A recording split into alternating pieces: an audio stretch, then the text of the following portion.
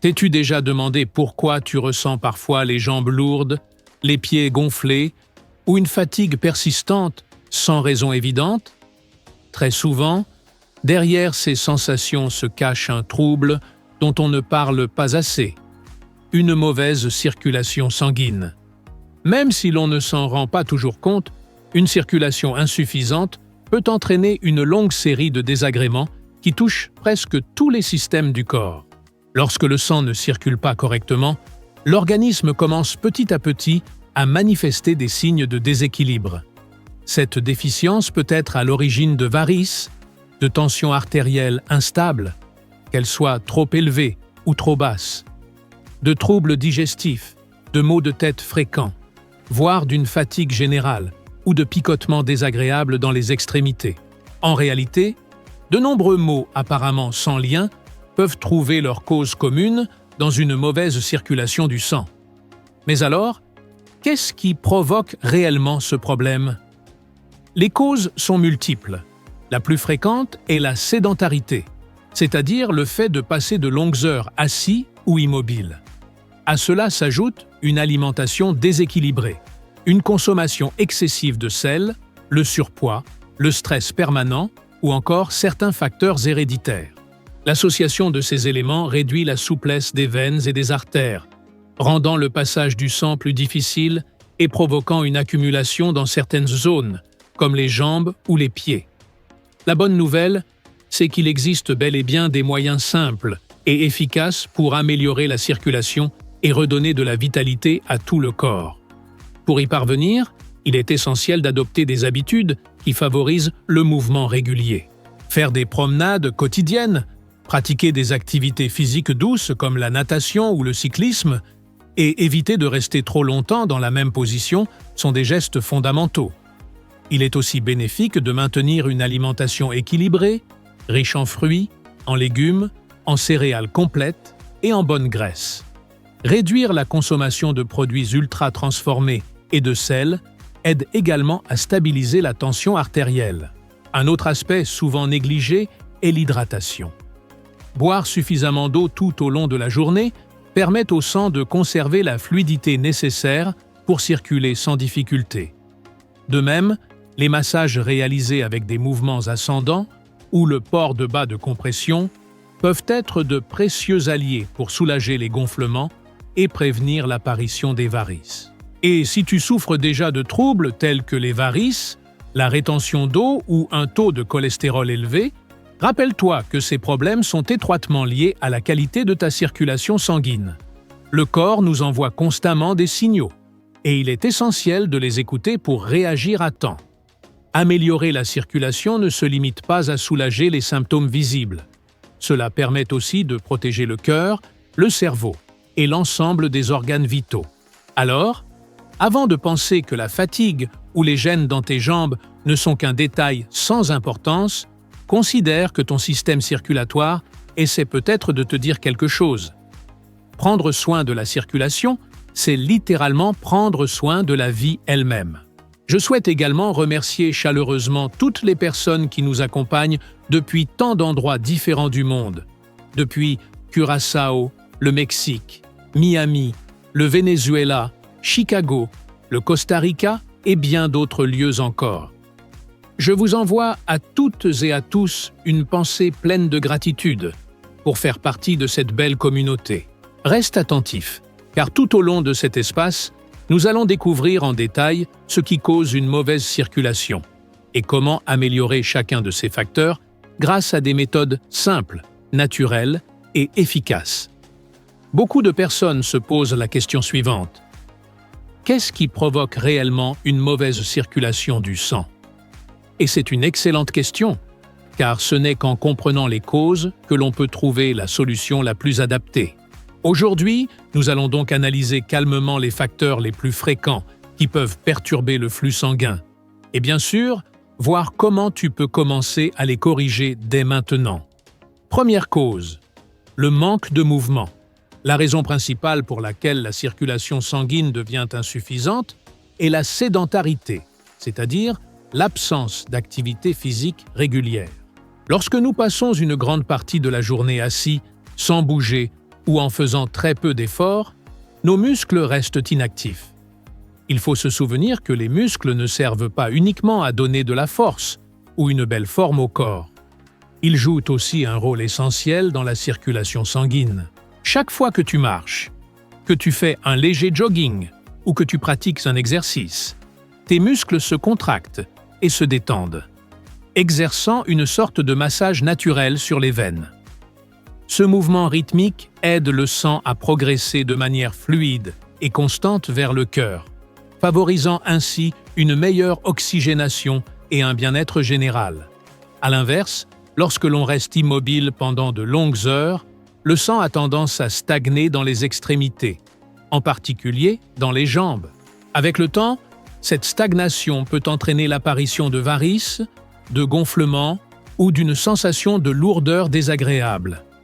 Alors, si tu fais partie de celles et ceux qui bougent très peu, il est temps de changer cette habitude. Pas besoin de suivre des entraînements intenses, ni de courir un marathon, marcher chaque jour, monter les escaliers plutôt que prendre l'ascenseur ou faire quelques étirements réguliers peut déjà faire une grande différence. Chaque mouvement compte. Même le plus petit geste contribue à réactiver la circulation et à redonner de l'énergie au corps. Deuxième cause, l'excès de sucre dans le sang. Une autre cause très fréquente d'une mauvaise circulation est liée à un excès de glucose dans le flux sanguin. Lorsque le taux de sucre devient trop élevé, comme c'est souvent le cas chez les personnes atteintes de diabète, le sang s'épaissit, devient plus dense et perd sa fluidité naturelle. Imagine la consistance d'un sirop ou d'un miel épais. C'est collant, lent, difficile à faire couler. Eh bien, c'est un peu ce qui se produit à l'intérieur du corps lorsqu'il y a trop de sucre en circulation. Cette densité rend plus difficile le passage du sang dans les vaisseaux les plus fins et empêche parfois qu'il atteigne correctement les extrémités. C'est pour cette raison que les personnes diabétiques sont plus sujettes à des plaies qui cicatrisent lentement, à des engourdissements au niveau des pieds ou, dans les cas plus graves, à des complications comme des infections ou des lésions importantes. Pour améliorer cet aspect, il est essentiel d'adopter une alimentation équilibrée, de réduire la consommation de sucre raffiné et de privilégier les aliments naturels. Certaines infusions peuvent aussi être de précieux alliés, comme le thé à la cannelle ou la tisane de camomille, car elles stimulent la circulation et contribuent à stabiliser les niveaux de glucose. L'avoine est également excellente. Elle soutient la santé cardiovasculaire et aide à rendre le sang plus fluide, favorisant ainsi un meilleur passage à travers les vaisseaux. Troisième cause, la rétention d'eau. Un autre facteur qui interfère directement avec la circulation est la rétention d'eau. Ce phénomène survient lorsque le corps retient plus de liquide qu'il n'en a réellement besoin, surtout dans les jambes, les chevilles ou les pieds. Lorsqu'il y a trop d'eau dans les tissus, les veines doivent fournir un effort supplémentaire pour faire remonter le sang vers le cœur, ce qui provoque des gonflements, une gêne et une sensation de lourdeur. Les causes peuvent être multiples: une consommation excessive de sel, des déséquilibres hormonaux ou un manque d'activité physique. Pour soulager ce problème, il est recommandé de boire suffisamment d'eau chaque jour, de réduire la quantité de sel dans les repas, de privilégier une alimentation riche en fruits et légumes frais, et bien sûr, de bouger régulièrement. Surélever les jambes quelques minutes par jour peut également aider à favoriser un meilleur retour du sang et des liquides, contribuant ainsi à une sensation de légèreté et de bien-être général. Quatrième cause, les facteurs génétiques. Il existe des personnes qui, malgré une alimentation équilibrée et un mode de vie actif, continuent à présenter des troubles de la circulation dès un très jeune âge. Dans ces cas, la cause peut être d'origine génétique. Certaines personnes naissent avec des parois veineuses plus fragiles ou avec des valves internes qui ne fonctionnent pas parfaitement, ce qui favorise l'accumulation du sang dans certaines zones. Si tu as des antécédents familiaux de varices ou de problèmes circulatoires, il est très important d'adopter des mesures préventives le plus tôt possible. Pratiquer une activité physique modérée, porter des bas de compression et conserver des habitudes de vie saines peuvent réellement aider à réduire l'impact de cette prédisposition héréditaire. En résumé, les principales causes d'une mauvaise circulation sanguine sont souvent liées au manque de mouvement, à l'excès de sucre dans le sang, à la rétention d'eau et à l'hérédité. La bonne nouvelle, c'est que dans la grande majorité des cas, il est tout à fait possible de reprendre le contrôle et d'améliorer considérablement son bien-être grâce à de petits changements dans le mode de vie quotidien.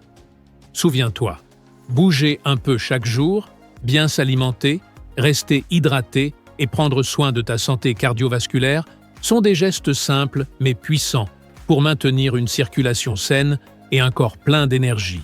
Une habitude fréquente, l'excès de sel dans l'alimentation. Beaucoup de personnes souffrant de mauvaise circulation ont un point commun, une préférence marquée pour les aliments riches en sel. Même si cela peut sembler anodin, une consommation excessive de sel est l'une des causes les plus courantes de rétention d'eau dans l'organisme. Et cette rétention influence directement la manière dont le sang circule dans le corps. Le sel, ou chlorure de sodium, possède une propriété particulière. Il attire l'eau. Lorsque nous consommons plus de sel que ce dont le corps a réellement besoin, un déséquilibre interne se crée. L'organisme, en détectant cette concentration élevée de sodium dans le sang, réagit en déclenchant une forte sensation de soif. Nous buvons alors davantage, et cette combinaison de sel et de liquide s'accumule progressivement dans les tissus et dans le système circulatoire, surtout dans la partie inférieure du corps, comme les pieds et les chevilles. Avec le temps, cette accumulation d'eau provoque des gonflements, une sensation de lourdeur, des crampes et une pression excessive sur les veines.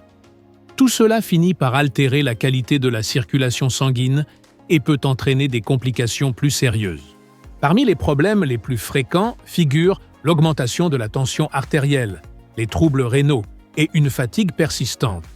C'est pourquoi, si tu remarques que tes pieds ont tendance à enfler facilement ou que tu as du mal à éliminer les liquides, l'une des premières mesures à prendre consiste à réduire la consommation de sel. Évite d'en ajouter en trop grande quantité à tes plats et limite les produits ultra transformés, qui contiennent souvent des quantités cachées et très élevées de sodium. Et le sel n'est pas le seul ennemi silencieux. L'excès de sucre et de graisse saturée constitue également un obstacle majeur à une bonne circulation. Le sucre épaissit le sang et favorise l'inflammation, tandis que les graisses saturées obstruent les artères, rendant le passage du flux sanguin beaucoup plus difficile. C'est pourquoi, si tu souhaites améliorer ta circulation et retrouver plus d'énergie au quotidien, adopte une alimentation légère, variée et naturelle.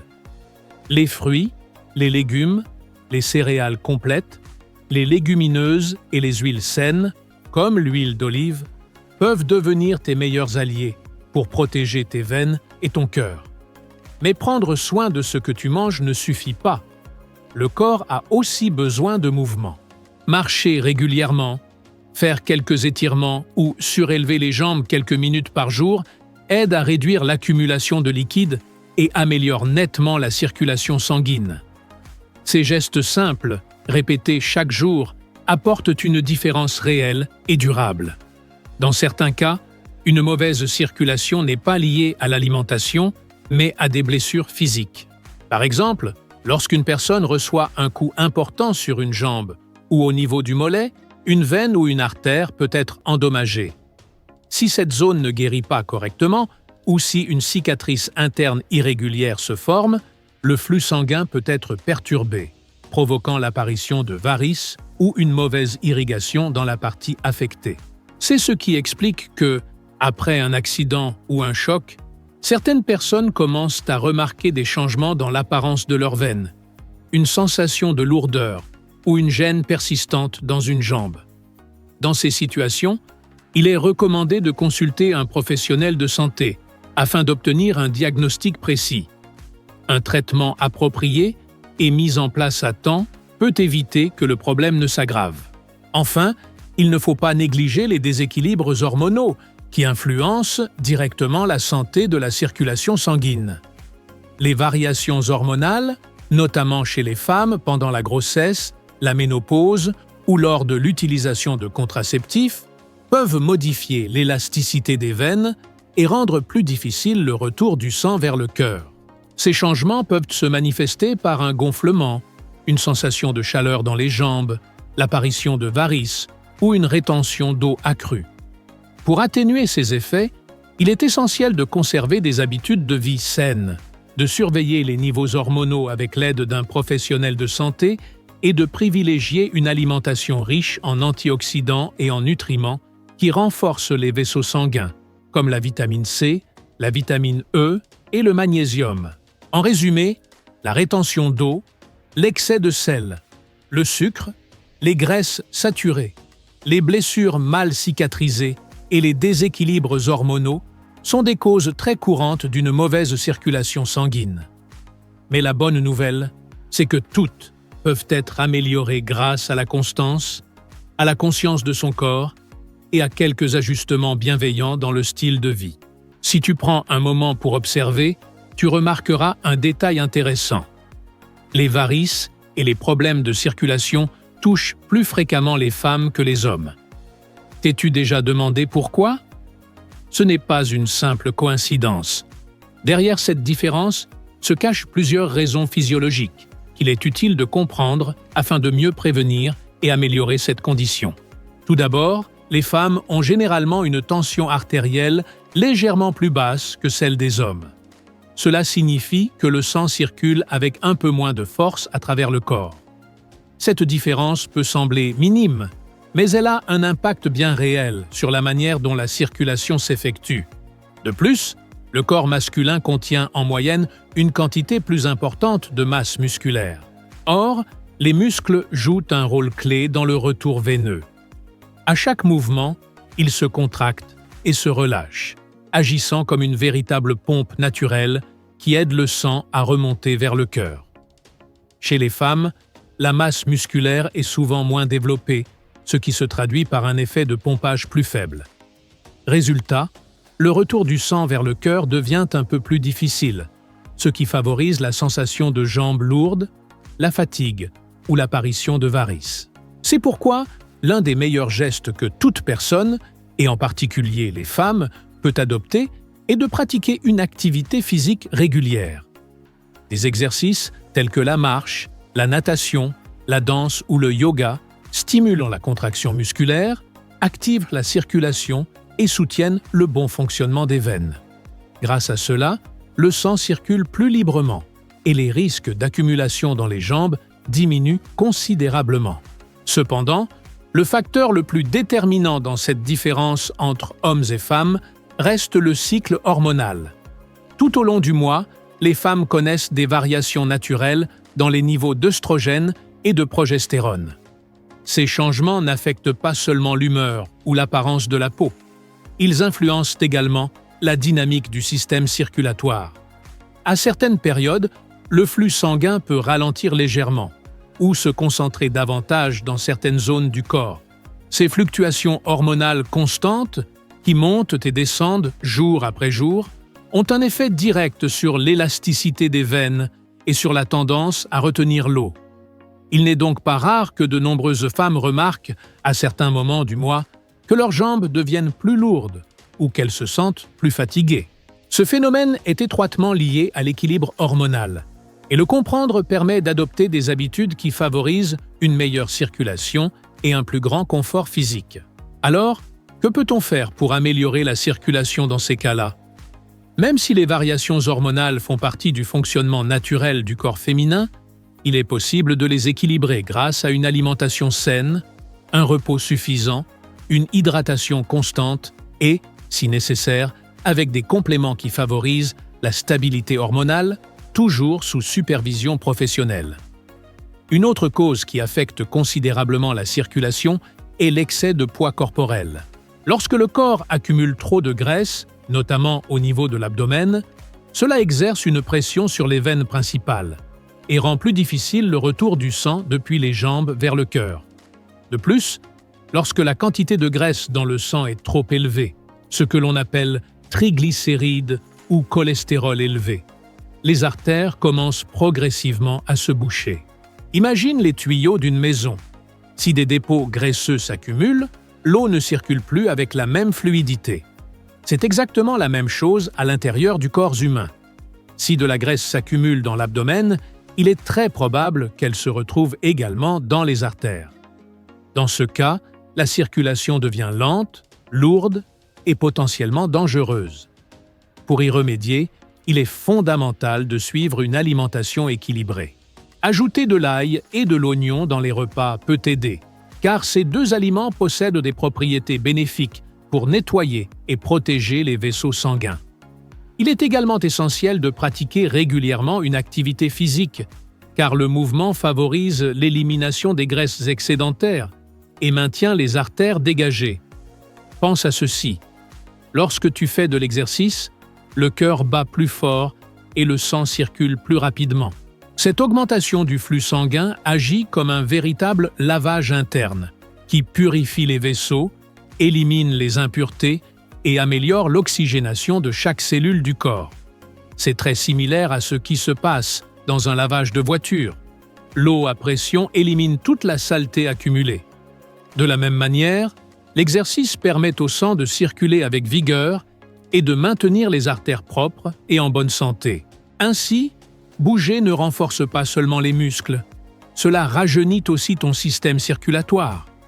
Peu importe ton âge ou ton niveau de forme physique, toute forme d'activité, qu'il s'agisse d'une promenade douce ou d'une routine plus intense, contribue à maintenir ton corps en équilibre.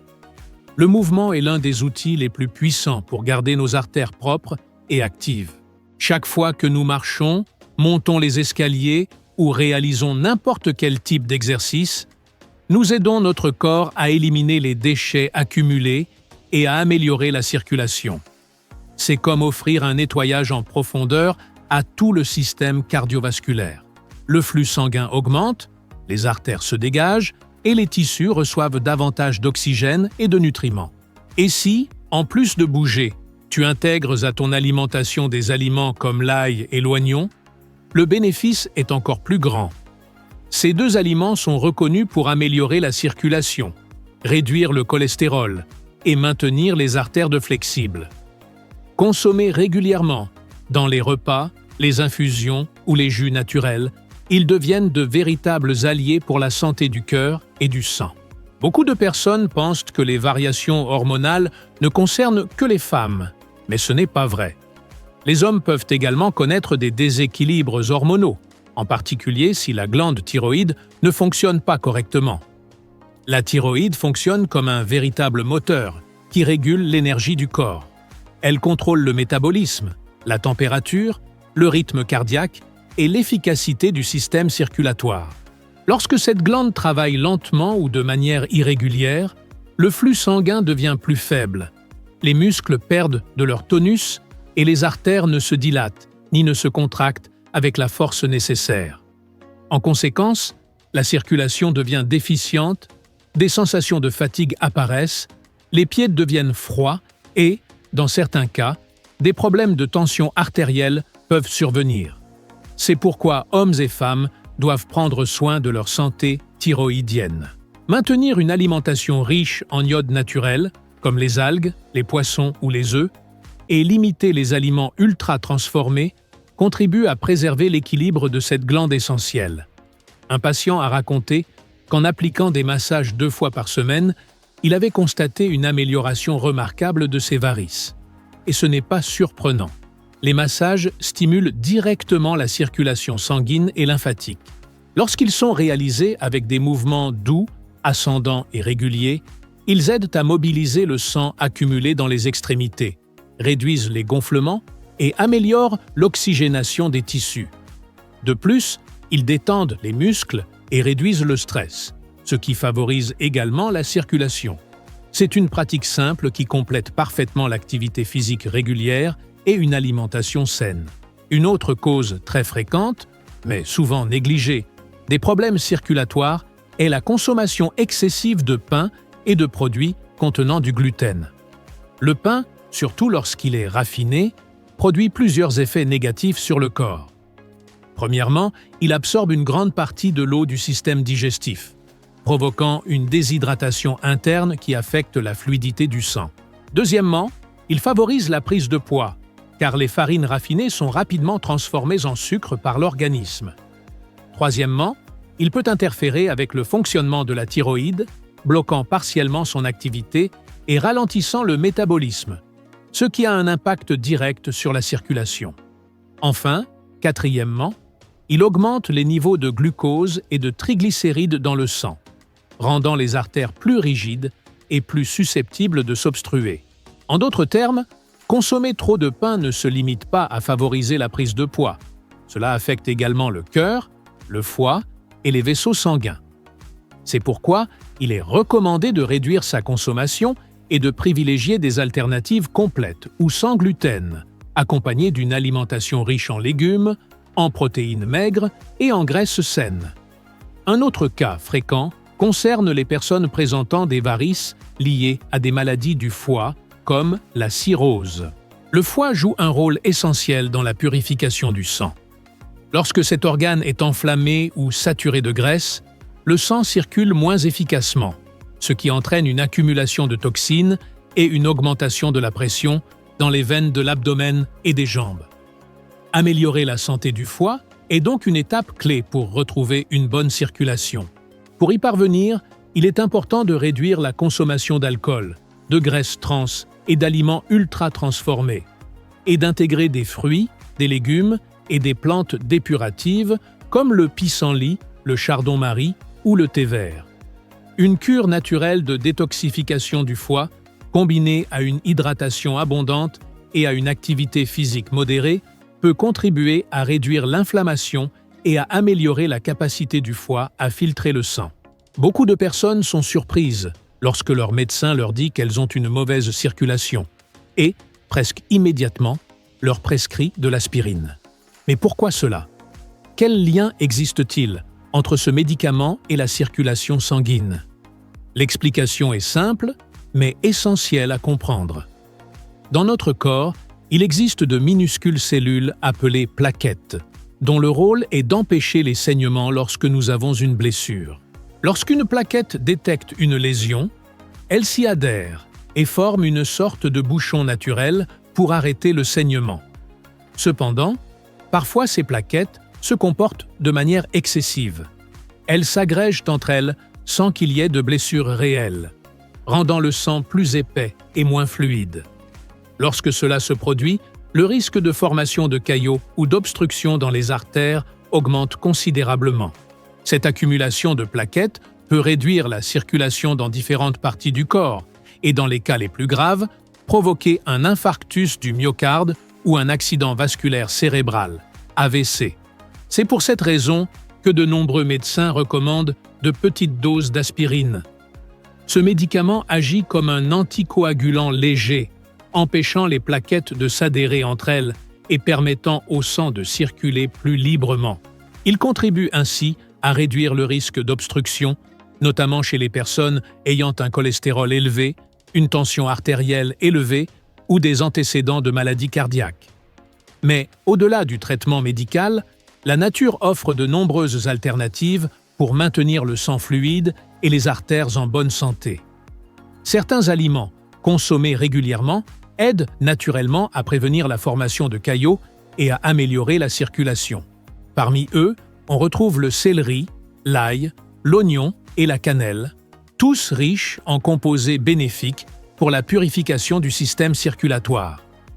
L'ail, par exemple, contient de l'allicine, une substance qui contribue à garder les artères flexibles et réduit l'adhérence des plaquettes. Le céleri et l'oignon, quant à eux, aident à réguler la tension artérielle et à éliminer l'excès de sodium dans l'organisme.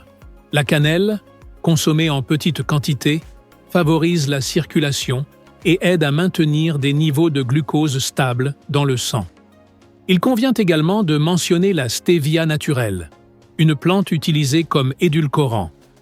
En plus de remplacer le sucre raffiné, elle aide à maintenir l'équilibre du système métabolique, en particulier chez les personnes diabétiques ou ayant un taux de cholestérol élevé. Prendre soin de sa circulation ne se résume pas à prendre un médicament. Il s'agit d'adopter un mode de vie conscient. Manger sainement, rester actif, s'hydrater correctement et éviter l'excès de graisse et de sucre sont des gestes essentiels. La nature nous offre une grande variété de ressources bénéfiques, mais il est fondamental de les connaître, d'apprendre à les utiliser et de les combiner avec les conseils d'un professionnel de santé. Rappelle-toi, lorsque le sang circule librement, le corps fonctionne mieux. Le cœur travaille avec moins d'efforts et le cerveau reçoit tout l'oxygène dont il a besoin. Alors, prends soin de ta circulation, écoute les signaux de ton corps et offre-lui ce dont il a besoin pour rester fort et en bonne santé. Merci de m'avoir accompagné, pour ton attention et ton intérêt à prendre soin de ton bien-être. Je te souhaite une excellente journée, remplie de santé, d'énergie et de bonheur.